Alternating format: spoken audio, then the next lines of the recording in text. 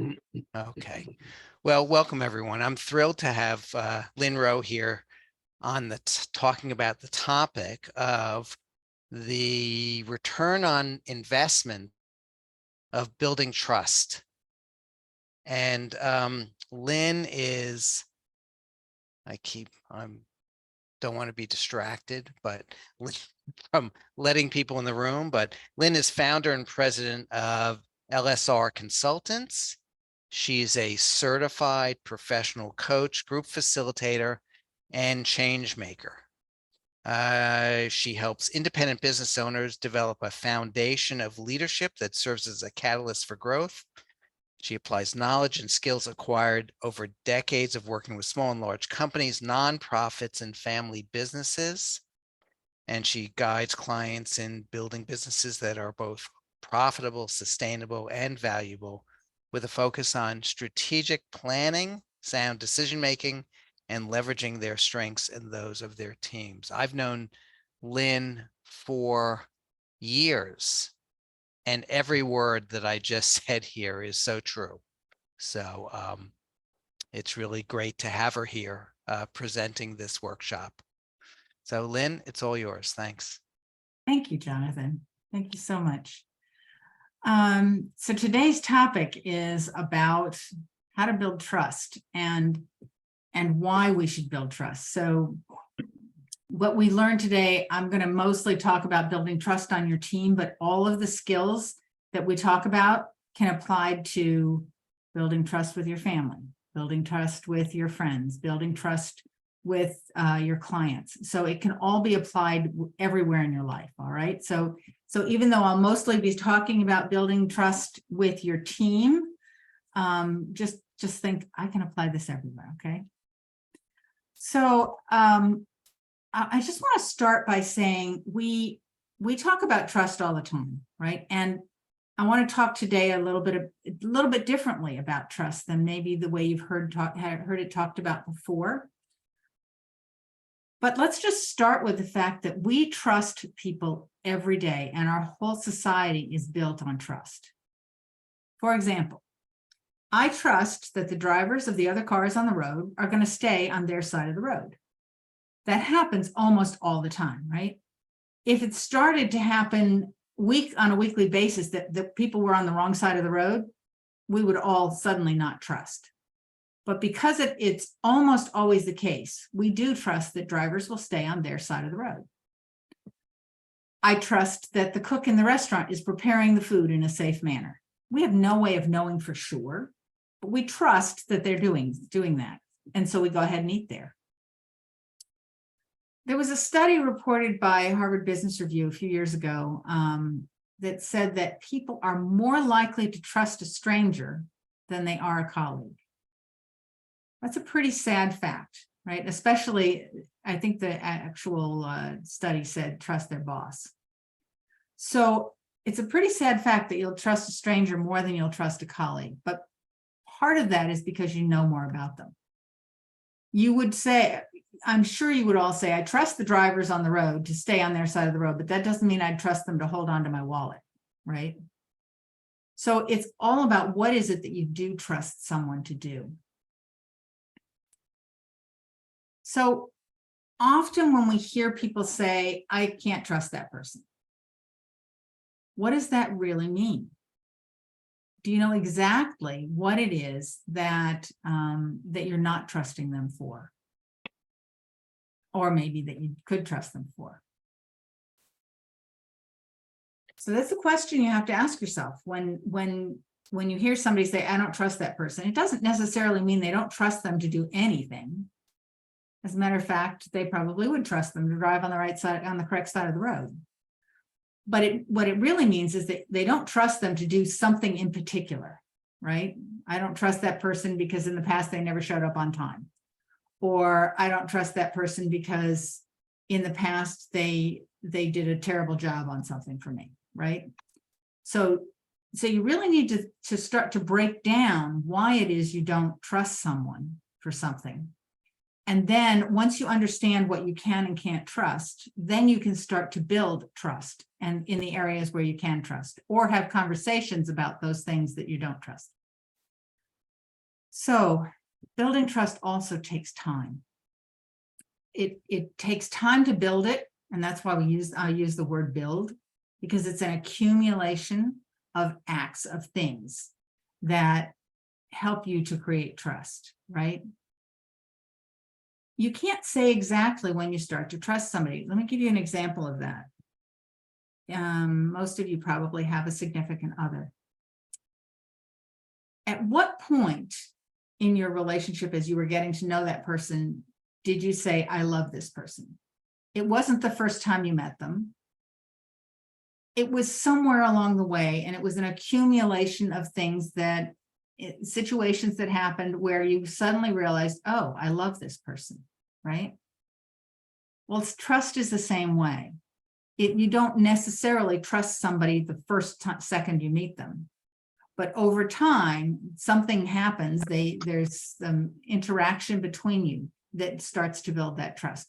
And that's the important thing to remember, is that when you're trying to build trust with other people, it's an accumulation of acts. It's not a single thing that actually gets you to the point where they trust you or you can trust them. Unfortunately, it works the other way around really quickly. If you do something that breaks somebody's trust, it's like that. Your trust is broken. But it's only necessarily broken for that one thing, and it can be fixed if it's one thing most of the time. So that's what we're going to talk about today. Today we're going to talk about the components of the building blocks of trust. But I want to just start with why should we spend the time and effort to build trust with somebody? I'm going to share my screen now. Kath, do you want to work on a schedule, Thursday schedule? Okay. Excuse me, please mute. All right. Can you all see that? I'm sorry you're looking at the pictures on the side. I can't figure out how to see you and also see the presentation at the same time. Jonathan and I were working on that before and it didn't work. Anyway, okay, so here's why. Here's why we want to spend time building trust, because it actually saves you time and it saves you money. I know you all think about how it saves you time. Let's just talk about the ROI of building trust, of not having trust, okay? What is the cost to you of distrust? So here's an example. Let's say you're working with someone and you don't fully trust that person. Either they haven't done it in the past, maybe they're new to it, maybe they have shown that they are not good at doing this, whatever the reason. So let's say they spend 5 hours working on something incorrectly, okay? And then they spend 2 hours worrying about how to tell you that they didn't get it done or they didn't do it right or something. And then they have to spend 3 more hours redoing the work. That's 10 hours of their time. At the same time, it's costing you time, right? You're going to be checking their work for 2 hours. You might be having to redo some of their work for 3 hours. And you're worrying about the results of their work for 2 hours. That means you've spent 5 hours of your time and they've spent 10 hours of their time to get this assignment done correctly. This is an example, okay? If that's the case, let's say you have, you're getting paid $150 an hour and the other person's getting paid $30 an hour. That's $1,000, roughly $1,050, that it costs you for that week of work because you didn't have trust with the other person, right? You couldn't trust them to do it. They didn't do it right. They didn't feel comfortable talking to you because they didn't trust you to be helpful about getting it done or treat them in a good manner. Over a year, that could be $50,000 that you've lost in a year because you didn't spend the time or make the effort to build trust with somebody on your team.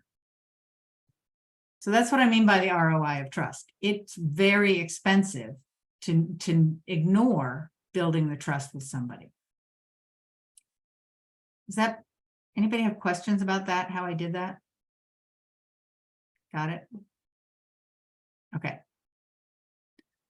So what is trust? I'm just going to have you guys tell me, what is trust? You could unmute and raise your Yep. hand. Anyone? What is trust? Nobody knows what trust is? So I think Jonathan. it's it's believing that another person will keep their word, be true to their promises, be reliable. Right, dependability, right? Yeah. and Reliability. Yeah. Pierce? Stand Yeah, but- behind. Honest. A comfort level. Like you're at ease with it, knowing that you've handed it off to them and you don't have to worry about it. It's also an acceptance. I think do what you expect them to do.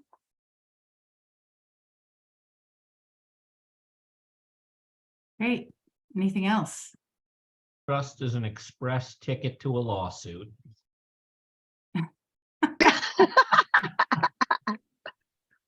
That's a very Menchie thing for you to say, Adam. I like trust, but verify. I don't Well. like just trust.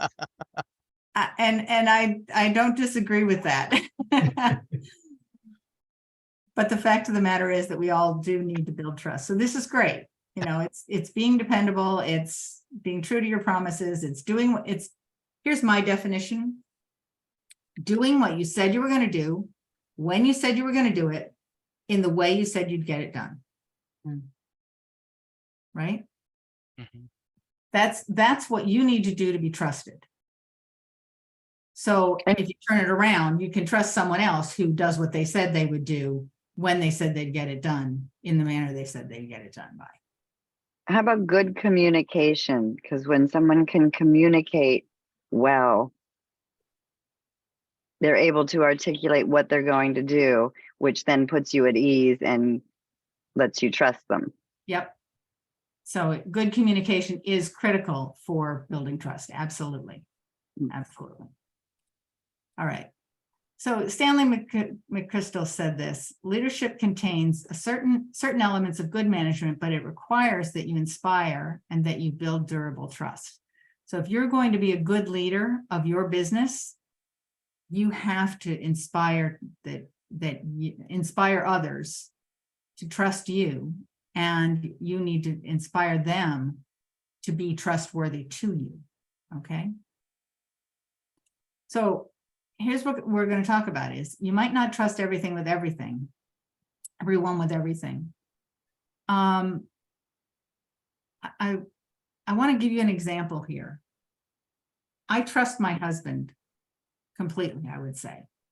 However, if I had a brain tumor, there's no way I would trust my husband to do surgery on me because my husband is an engineer. He knows nothing about brain surgery. So while I trust him completely, there are things I would definitely not trust him to do. Okay. So that's actually, so I have a kind of a framework of trust that I want to talk about, and that's the first one. Can you all see this well enough? The first one is capacity. When you're thinking about, can I trust this person? One of the questions you need to ask yourself is, do they have the capacity? Are they capable of the skills that they would need, or do they have the knowledge or experience they need to actually accomplish what I've asked them to do?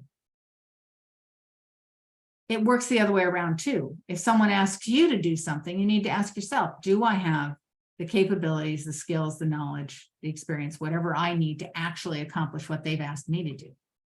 Okay, so that's the first thing. And when you know that, or when you think about that and you realize, no, this person does not have those capabilities, then the next question, of course, is, can they either learn them or do I need to find somebody else? Right? Because I can't trust them because they don't have the skills and capabilities. This is something that I find a lot with business owners. They'll say, I can't trust so-and-so, my team member, to get this project done correctly. Well, why not? Often it's because the business owner hasn't trained them in how to do it correctly. And that's why it doesn't happen. They can't trust them. because they didn't spend the time to train them.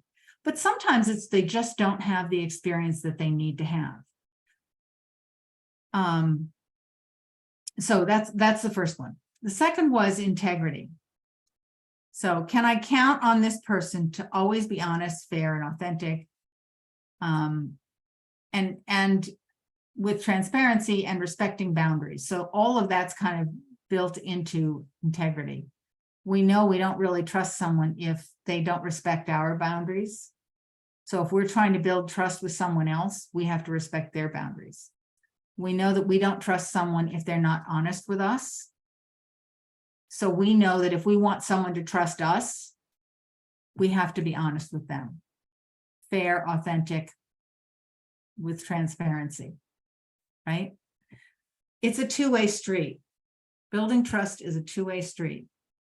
You have to be the person that they can trust in order for them to be a person you can trust. Okay, the next one, reliability. So this is one that comes up a lot. Are they reliable in timeliness, completion, results, responsiveness, all of those things? We all know that. And often this is the one that people say, I can't trust him because he doesn't show up. I can't trust him because this person doesn't get the work done, right?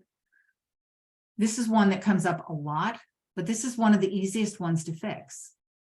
If this is the issue, reliability is the issue, then it's a conversation with that person.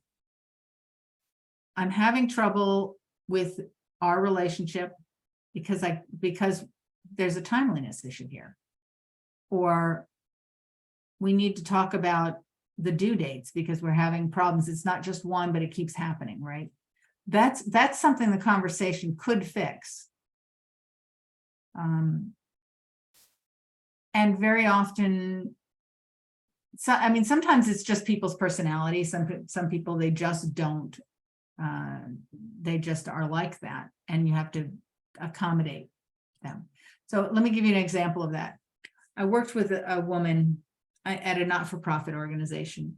We probably worked together for 5 or 6 years, and never once in those 5 or 6 years did she make a deadline. Never once. And it got to the point where people were saying, we can't trust her, we can't trust her. On the other hand, she was a very accomplished lawyer and a very wonderful person. And we realized that she really just had a problem with timing. And so as a result, between her and us, we worked out a system where we would make it so that she didn't know the real timing. But she was okay with that. She was okay with that. I mean, that was a conversation we had. It was a situation we resolved. We didn't tell her the real timing because she said, just give me a deadline, and knowing that it can be later, right? That ended up working. So it's a conversation that you can have, and you can find ways around it. The next one is to communicate. Yes, be clear about what you're asking someone to do. Make sure you're clear that you understand what they're asking you to do, right? If you want them to trust you, you need to make sure that you're clear about what they're asking. What's the intent behind it? And in my mind, caring is probably the most important part here. Do they care about you? And are you expressing that you care about them? Right? Because if somebody doesn't care about whether or not they do something right for you, then it doesn't matter.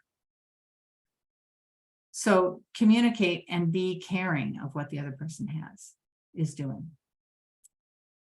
The next one, so all of these, I forgot to say this in the beginning, these all add to the word circle. So building a circle of trust. So C was capability, I is integrity, R is reliability, C is communicate, L is lead the way.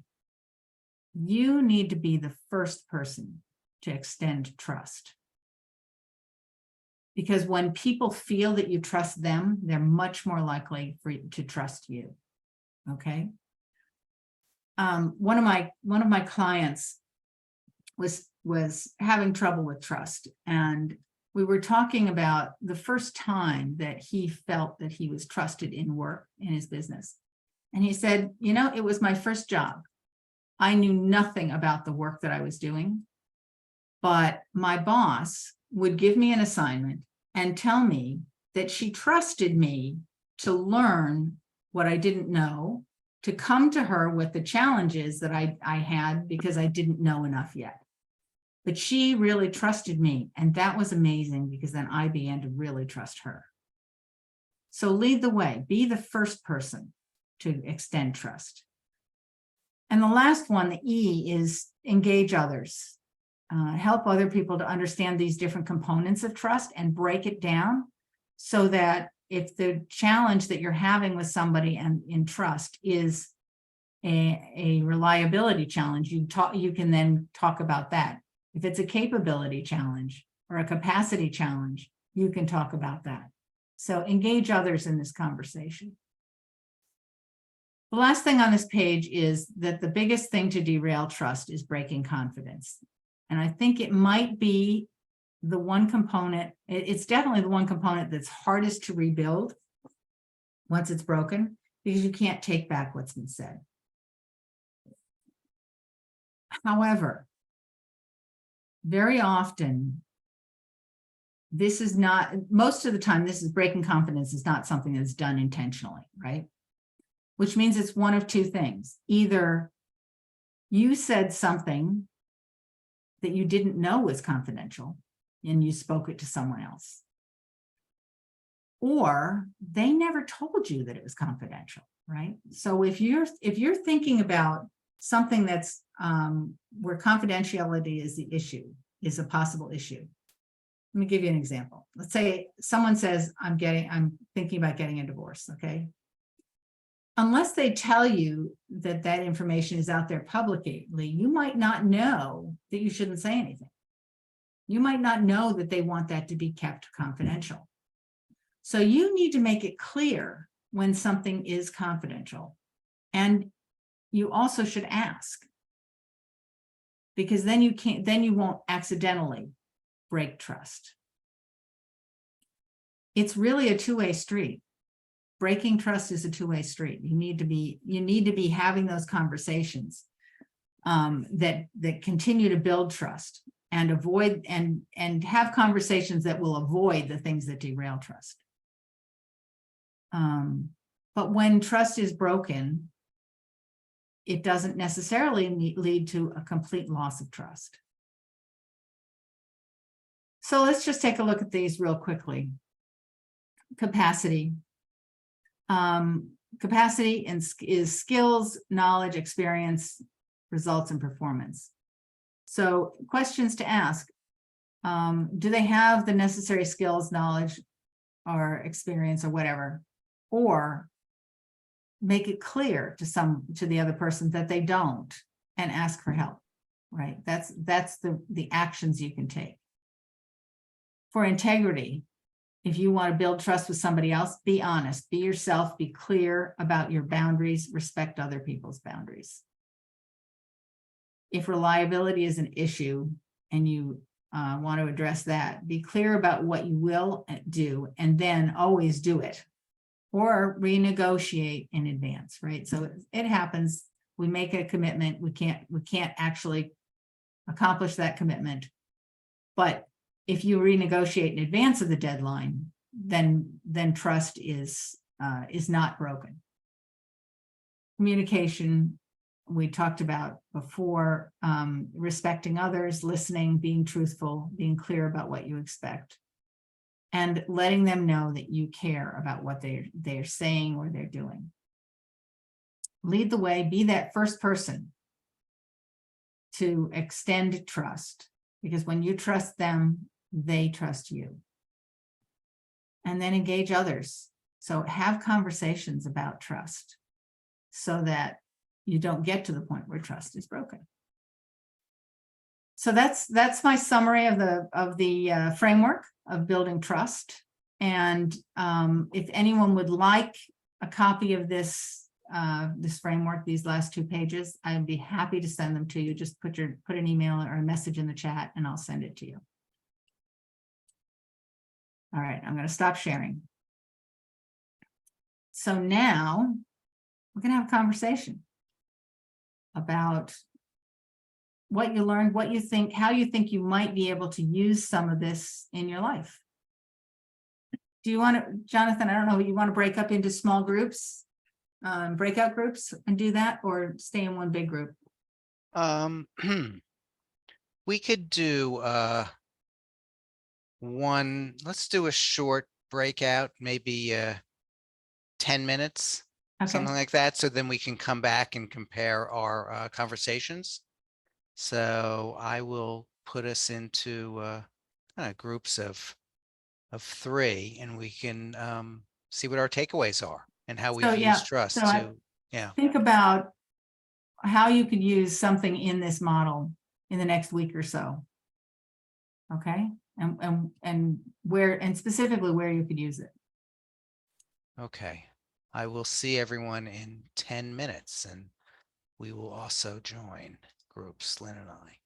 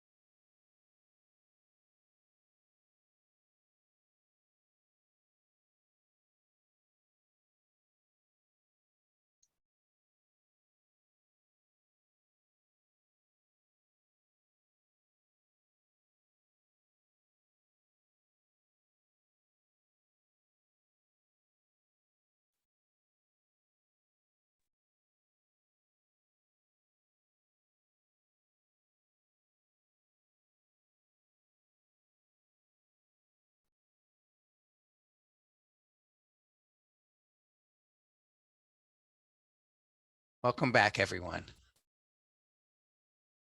Hey, Jonathan, when you put us into rooms, it said you're in room one, click. I clicked. I was the only one there. I couldn't. Oh, I'm sorry. Yeah. If I had, One if you is had the like left loneliest and come number. back anyway. That's So what we get I'm for sorry. trusting Jonathan. Yes, that's true. And I've built up years of trust with you, Gil. I hope I didn't blow it. So And Jonathan, when we're in these breakout rooms, is this being recorded? no, it's not. Okay. They only record the main room because when I came back in, it says like recording beginning or something like that. Okay, Uh, yeah, because we want to have trust to be able to speak freely, you know. Yes. That is good to know. So Gil, did you have a good conversation with yourself? I did. Would you care to share? Did you do some meditations? Do you want me to say something? What I was thinking about? I was thinking that with trust and all the things you said, it starts with what we expect from other people. People may be missing certain things that you said are important, but it's what we value as something being very important. And sometimes, you could just see someone for the first time and just the way they look at you, you say, I don't trust that person. And you don't really know them well. So you got to get to know them better. So it's very tricky. I think the word trust is fundamental in any kind of relationship. Obviously, in business, whether we're selling a service or a product, if I meet you for the first time and we have a 15-minute conversation, at the end of that time, if I looked different than what you expected or answered a question differently than what you expected, you could have lost trust in me, and it was misguided trust, but you don't know that.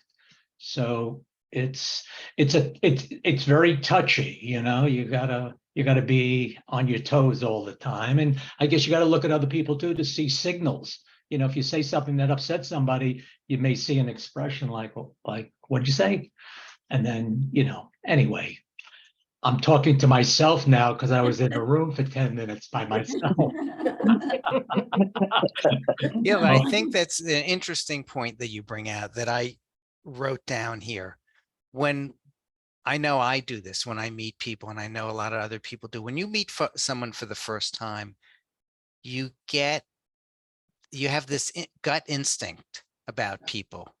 Like, it's this innate, it's this gut feeling that, oh, this person I'm going to be able to trust in this, or this person I'm not.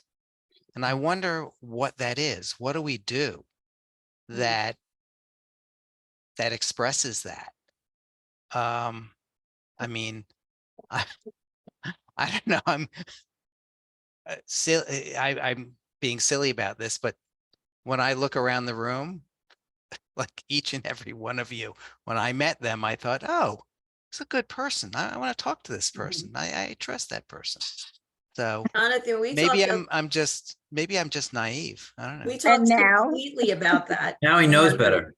Yes. And I think it really comes to it. It's so many nonverbal and cues, and just so many, like, just everything that we say and do. I think back to a person who I had to work with fairly closely at an executive level, kind of, not too far in the past, and like I knew within 5 minutes of meeting him that he was completely untrustworthy, because he probably said 6 things that I found totally offensive in a business way, like ways that I would never engage in business.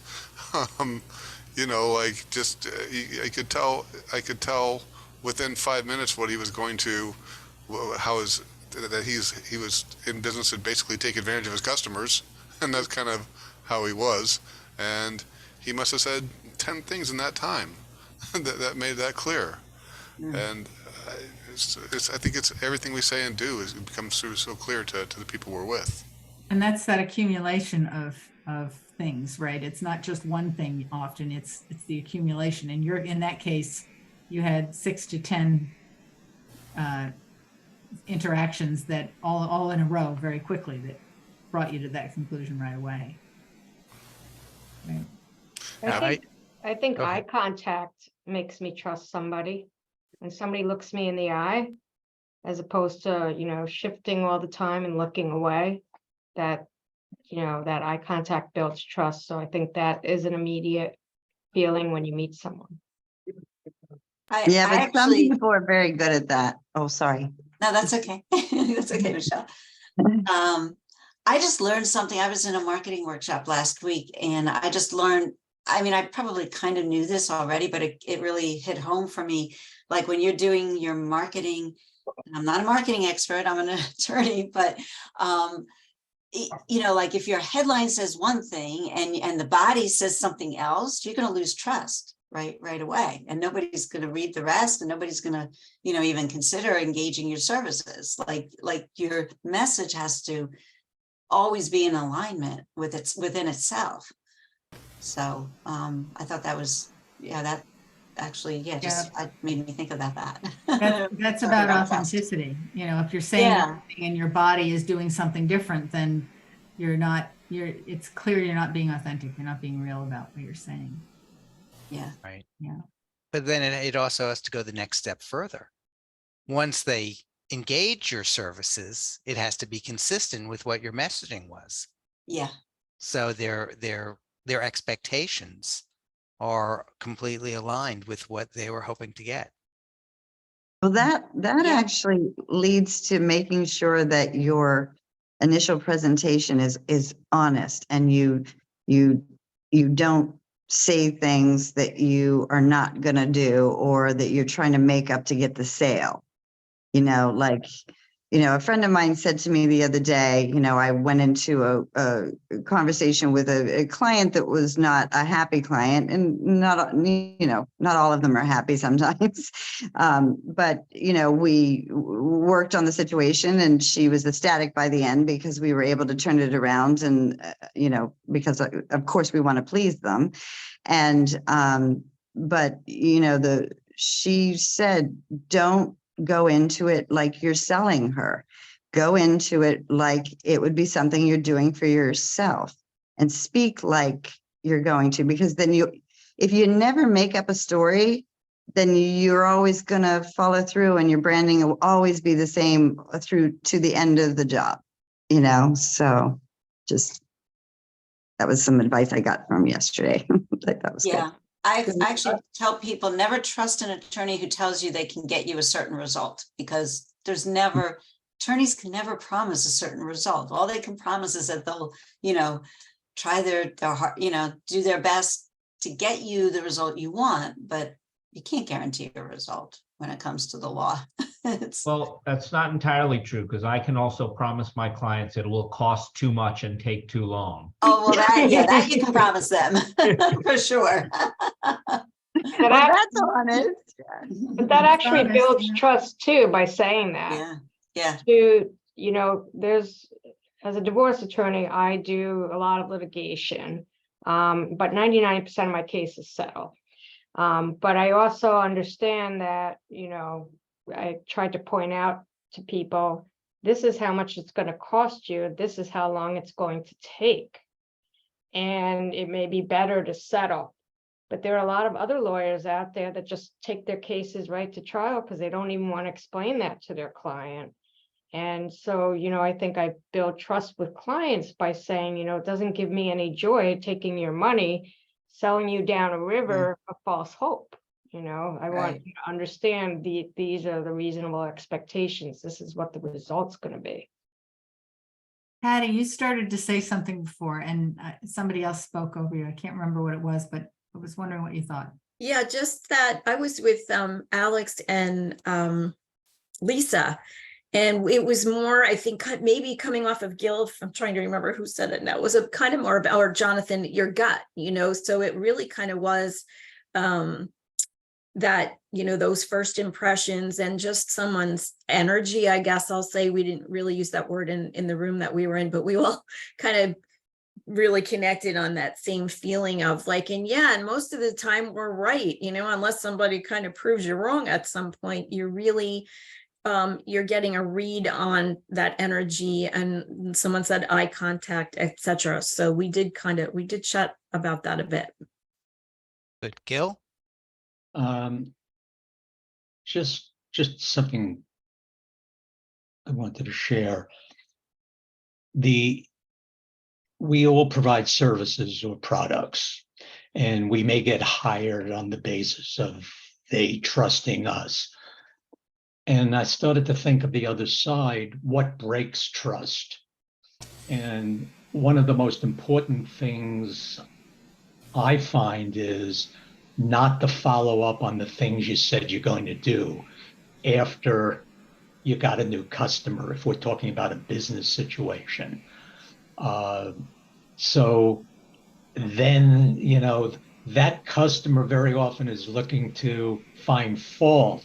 And if you can always come back to what you said and revisit the things you promised to make sure you are doing the things that you're supposed to be doing, I find that keeps us in better stead.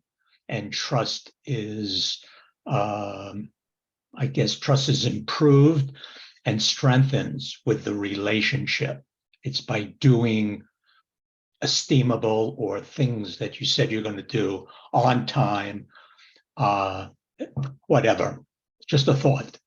Yeah. So one of the key components to converting prospects to clients is to pretend they're clients. Behave in that way as if they were already clients. Doesn't mean that you provide them all your services and everything, but it's that attitude that you're there to kind of serve them, even though they haven't paid you yet. So, but if you can show them what it would be like if they were your client, then it's such a key component. In our group, we were talking about the fact that trust is an emotional reaction. Mark said that it's an emotional reaction, and that's really true. And one of the things I like about the protocol that I showed you guys is that when you look at this protocol, it takes the emotion out of it some. It becomes much more clinical, maybe I don't know if that's the right word, but anyway, it's a different way of looking at it, where you can take some of the emotion out of a situation and say, okay, what's really going on here? So I thought that was a good point that Mark said. It's an emotional reaction, and we want to get back to the logical reasons in order to try to fix it. Yeah. Mm. When you meet new people, and this is a kind of a question for the group, and I know this is something true for me, when I meet a new person, I tend to assume competencies or as you said, Lynn, capacity. In other words, I meet someone, they say, hi, I'm an accountant. I passed my CPA, I've been practicing for 15 years. I assume they know what they're doing. But I don't assume, then it's the trust part comes into play. I don't assume they will act on those competencies in my best interest. And that's the part that you have to start with, not start with the part that they already assume, which is, talking about your features and benefits. Yeah. Well, and that comes to the caring. Do they care enough about you? That's the question. And that's the question your clients are asking too. Does this person care enough about me? Or do they care at all? I mean, realistically, some people are. I mean, the person who's working, you think is working, the person you think is working for the client may just be working for their employer, and they're simply trying to get that work done as quickly as possible to get on to their next client. They may not care at all. Right. And I think that's just communicating that. If that's the kind of business you're in, which I definitely am in, it's just communicating to the client that you really care about their success. And that's what's motivating you. Really makes a difference. Yeah. Gil, you had something you wanted to say. I did. I lost my train of thought, but when I get it, I'll raise my hand. If again. you want, Gil, I could put you into another singular breakout. Maybe it'll jog your memory. I Pierce, think, Pierce? Now like, you're teasing me. dovetail on what you're saying, Jonathan, because I think aligned interest is really, really important.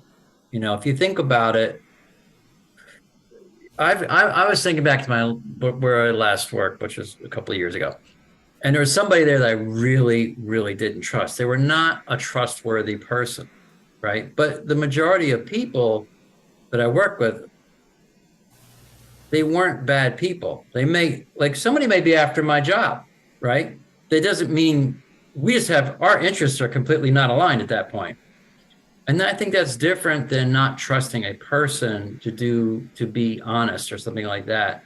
So I think it's very different. If you can build an alignment in terms of if you have a group of people who are aligned with the same interest in mind to get something done or something accomplished, that goes a huge way towards trusting, because their self-interest is part of what they're motivated to get to the same point you're motivated to get to. Could be completely different self-interest reasons, but you're both motivated to do that one thing to get to that, let's say, that objective. But if you have different objectives, that can really break that down really quickly. And it could be somebody who is not a bad person, but their interests are not aligned with yours. And so they're going to you can't trust them to do what you need them to do, because they're trying to do for whatever reason, they're trying to do something else. So I think that plays into that. Right. So I just want to say one thing, and then Gil, I'll let you go. So we have about 2 more minutes till 1 o'clock. Lynn, can you hang out for a few more minutes if people want to Yeah. continue this conversation? I think so. Okay. Yes, I can. So Okay, what I good. wanted to say is that, we're here for a reason. We're here to learn. We're all business people. We're all looking to build our business, and networking becomes so important. And what filtered through my mind through all this conversation is, very often I'll meet someone for the first time, and we'll talk about how can I help you and how can you help me. How do you refer someone when you don't really know someone? The question is, we have these conversations at network meetings, and you walk away and say, who do you want to be introduced to? But are we going to introduce someone that we don't even know to someone else? Because the last thing we want to happen is we introduce them and they're not trustworthy, or they're not, acceptable to the other person. You'll hurt your relationship. So it's so important, to learn about the person so that you have a good feeling and there's trust there. So. I have to comment, and this is so funny, Gil, because Jonathan posted something very cool on LinkedIn. So if you haven't looked, go look. It's great. It's about kind of like traditional networking. And he asked, like, what bad experiences have you had? So how do you like this for trust, right? You're at like some stupid cocktail thing or a breakfast thing or whatever, and there's 1,000 people in the room, and someone is conversing with you, and they're asking you questions, but you clearly know that they have no interest whatsoever what you're saying because they're looking for someone else. Like, who am I Yeah. going to tap next, right? And immediately, like, there is no trust. I mean, it's silly. It's just, silly. So that's a great. That's great that you brought that up, especially since we're all here kind of Collaberex oriented, and then we know that's not what we're doing, but it's goofy. Gil, I would go add, ahead. I would add to Gil's comment. I mean, some of my favorite conversations in networking is talking about nothing to do with what we do for a living. I mean, Patty, think about the first conversation you and I had. We talked, I think, for 45 minutes about playing pickleball. I mean, it had nothing to Yes, do with what yes. either of us did, but then it drove wanting to continuing the conversation and build on that further. So I think going in thinking that the first time you meet someone, they're going to turn around and introduce you, to your point, Gil, is probably unrealistic. And I certainly, the time flies when you talk about someone and learn about who they are more so than what they do. Yes. Yeah. Gil, do you mind if I share? This could have been confidential. Do you remember our first reaction when we first met? Your first reaction was, you said to me, "You seem like a nice guy, Jonathan, but we need to go play tennis because you can't really trust someone until you've played tennis Need a with them." sport. I swear Yeah. you used those words. And then when we played, you every shot I would hit, you would say it's in or out, and then you would explain why you thought it was right. Wow. You don't remember? Well, I remember the simple fact that you learn a lot about someone when you play sports with people. Yes. You learn the character of the person very well. And after I met you, I trusted you. And I met you at the time before you started Collaberex. And I'm glad we stayed together all these years. So Right. No, it was nice. You had no idea I would kick your ass on the court, but besides Gil doesn't remember that part. You see that bragioso guy? Okay. It's very genuine. Ask everybody who they think won. It doesn't matter. He's really tall. The fact is, in life, as we get older, it really doesn't matter who won or lost because nobody gives a damn except the person. The fact is, did you have fun? Yeah. Did you enjoy yourself? And Lynn, did you trust the person? Is this someone you want to play with again? I have guys I won't play tennis with again because, They cheat. They're cheats, because they don't know how to be transparent and honest on a tennis court. And I think it carries over into business too, because they carry those same values elsewhere. Right. And whether or not it carries over into their business, you wouldn't trust them now because you couldn't trust them in one place. Correct. Yeah, I think it carries over. It's a quality. It's a characteristic. So I have a comment to make, and I don't know, this might be not inappropriate, but I'm not calling out Bob on this. Hi, Bob. I was going to say, do you trust people that don't turn on their video in Zoom meetings?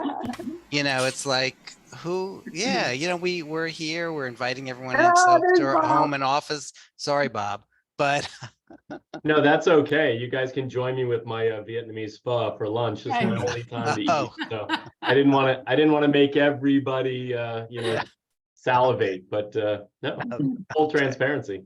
Yes. That was exactly what went into what we spoke about today, is that sometimes people think something is happening when they don't really understand why it's happening. Like you were eating lunch. I was eating lunch, so I didn't have my video on in the beginning. I don't need everybody to see me eating my salad and getting food Yeah. all over me. So, you know, there is this assumption Yes. that without the understanding. So I think Yeah. sometimes by communicating, hey, I'm not going to be on the video for first 10 minutes because I want to eat my lunch, would make you have It's trust him more. no, it's true. There's a story that I tell. A couple of weeks ago, I was driving somewhere in a real rush, and I'm going around like a lake near where we live, and the car in front of me just stops, and I'm in a hurry and I'm late and everything. I'm getting all aggravated, and like, what the hell's this person doing?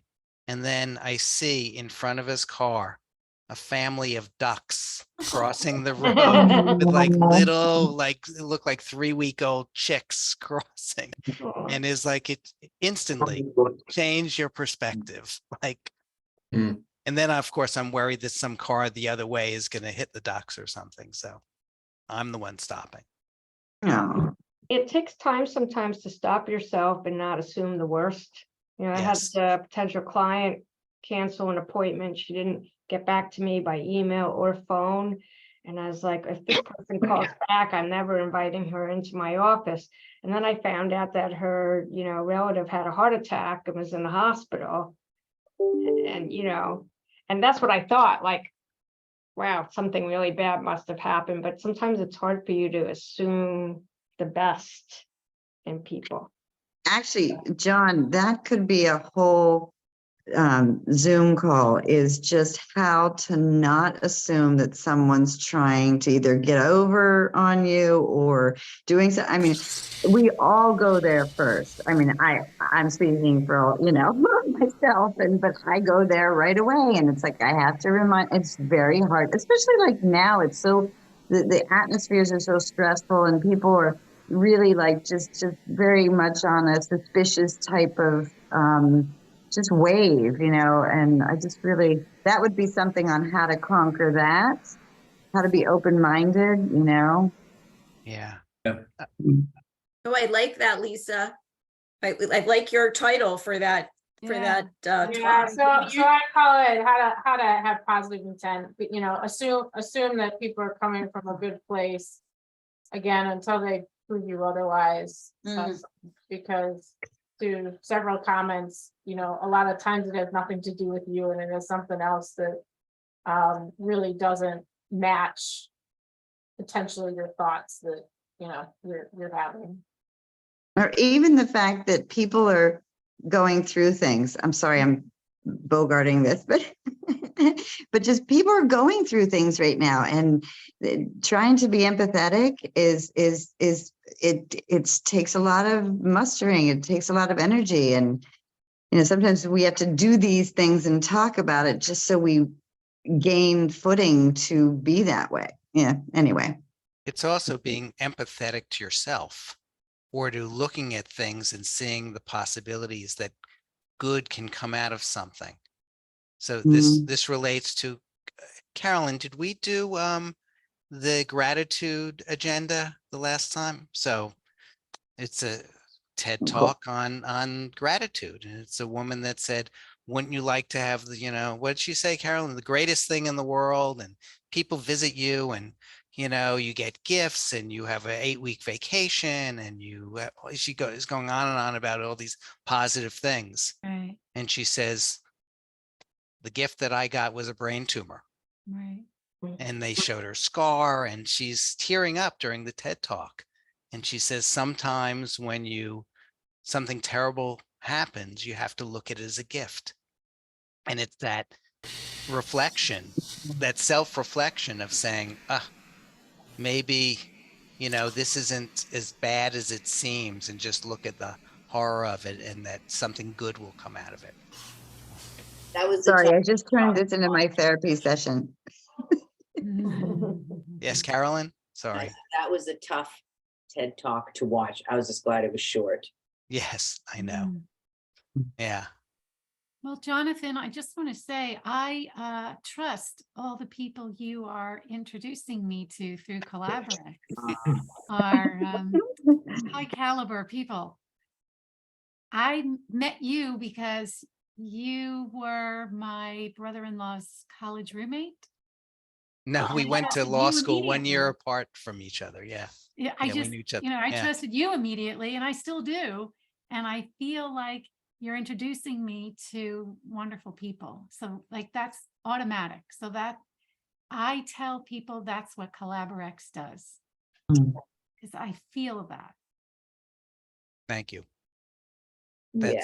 That's great. And it brings me, such joy. I'm grateful to have people like you and everyone here in our community, because it is a group of like-minded people that trust each other. Like you have a sense, right? Oh, they must be nice. They're in Collaberex. So, Right. and Carolyn, you're really throwing me off Why? because where's your plant? For years, there was a I'll plant. tell you what, You're right. I needed to use it as a garnish on a platter yesterday that I did. So it was like, that's the end of this backup Oh plan. my God. That's so funny.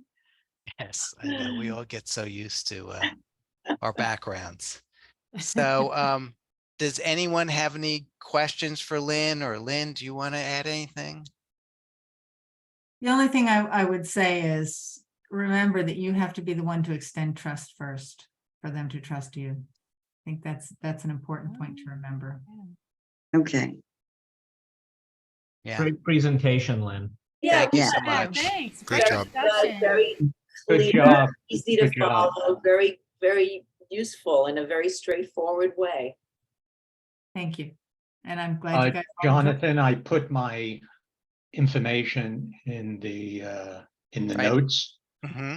and I would look forward to having one-on-ones with anybody in the group. So nice meeting all of you today, and thank you for inviting me, Jonathan. Yeah. Thank you, everyone. Thank you. I think I have a better outlook on life, at least for this Yeah. afternoon from For this. this afternoon, right? I got a Yes. feel-good feeling. Yes. Good. Thank you very much, Yep. everyone. Lynn, Bye. can you stay on for a second? Sure. Bye, guys. Okay, great. And Thank you, hopefully everyone. see you on Friday at the party, right, Jonathan? Yes, You're yep. supposed to be In plugging. Tarrytown. Michelle, you should join us 4 o'clock at Sale House in Tarrytown. Oh, I'm going to see Cake, Ah, okay. We'll but get I you would, next time. We'll Yeah. drag you to the US Open with us. And Bob, yes, you too. please. You come up for that. Yeah, I the would love to. quality. The qualies. Yep. I would That'll love be to. fun. All right. Okay. Thanks. Carolyn says she's going to be there, right? Okay, Very good. cool. Thank you, everyone. Thanks all. Thanks, Jonathan. Okay.